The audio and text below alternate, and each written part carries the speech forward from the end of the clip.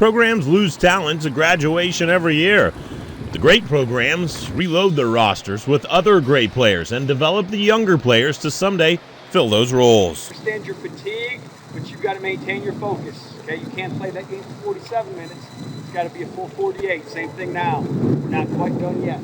Okay, as I have your eyes and ears, understand, guys. We still have work to do inside, but on-field practice-wise, week 1 is in the books. There's only 2 more weeks, 5 more on-field practices before you have a competition. You're going to have teams that are going to come out, they're going to want to show what they can do, and they're going to play hard, and they're going to play well. So we need to make sure that we are ready for that. 5 more practices. And for us this year, with a lot of new faces, with a lot of positions that there are still question marks, camp is going to be important. That contact camp is going to be critical. I'm Chad Speaker with your Farmington football training camp report. The Knights lost 3 All-State players and a 3-year starter at quarterback off of last year's 9-3 team, but the coaches and players have optimism that their success will continue unchecked. The Knights are still unsure who their trigger man will be for the triple option attack. They've got 2 great options in senior Drew Felker and sophomore Jeremiah Cunningham. Coach Eric Krupe says both players are capable of moving the offense down the field. Drew now, his 4th year at the high school level in this offense, he does a really good job running the option. His decision-making this camp, this summer, has been excellent.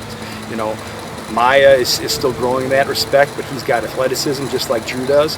Maya probably throws the ball a little bit better. You know? Felker's a returning starter on both sides of the ball. If he's not playing quarterback, he'll be at the wing.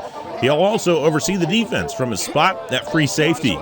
Basically, we're in charge of the whole secondary, so we have our base plays called into the huddle. And then after the play's been determined in the huddle, we line up and we see the formation, and if we need to make any checks in the coverage, it's the safety's responsibility to check the coverage and make sure everybody's in the right spot. First option on the offensive side of the ball is with the fullback. Last year, Braden Bodkin went for 1,600 yards from that position. This year, his understudy Tyler Williams steps into that spot. Coach Krupe says he's ready for the challenge. The thing that we're seeing out of him is he's very explosive. He's done a great job in the offseason, both from a strength standpoint and a speed and agility standpoint. He's really continuing to transform his body, and he is going to be a beast for people to tackle. Williams added 20 pounds of muscle in the offseason to also reprise his role as middle linebacker. Well, usually as soon as we snap the ball, I'm just running as hard as I can towards that gap, and then kind of Drew over there usually does all the reading and stuff for me. And if he takes the ball, it's gone. If I just keep going, carry out the fade. Jaden Euler and Marshall Murphy are the returning starters on both the offensive and defensive lines. Euler will move from offensive tackle over to center to take over for All-Stater Judd Cunningham. Well, sophomore year, I played some center, and then last year I got moved out to tackle, and I'm back at center. So, besides snapping, it's a lot more mental because you got to make the calls on the line. You got to know where everybody on the line is doing at all times. So it's really like the quarterback of the line. While Murphy is ready for more double duty as one of the leaders. Just gap responsibility, so it'll be gap responsibility, and obviously taking care of whatever I have to do in terms of the play call. I think I'm really good at splitting double teams and spilling trap plays. Yeah. But those aren't things that happen 20 or 100% of the time. Brady Cook was perhaps a little undersized last year as a 150-pound linebacker and running back. He's gotten in the weight room to give the Knights a bigger, stronger, faster version this year. Yeah, I feel like I'm a little faster. I feel like I'm a little bigger, a little stronger. Yeah.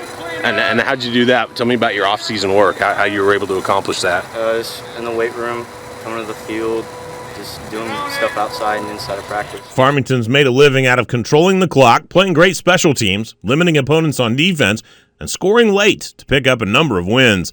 The last 2 seasons, the Knights have allowed less than 20 points per game to their opponents.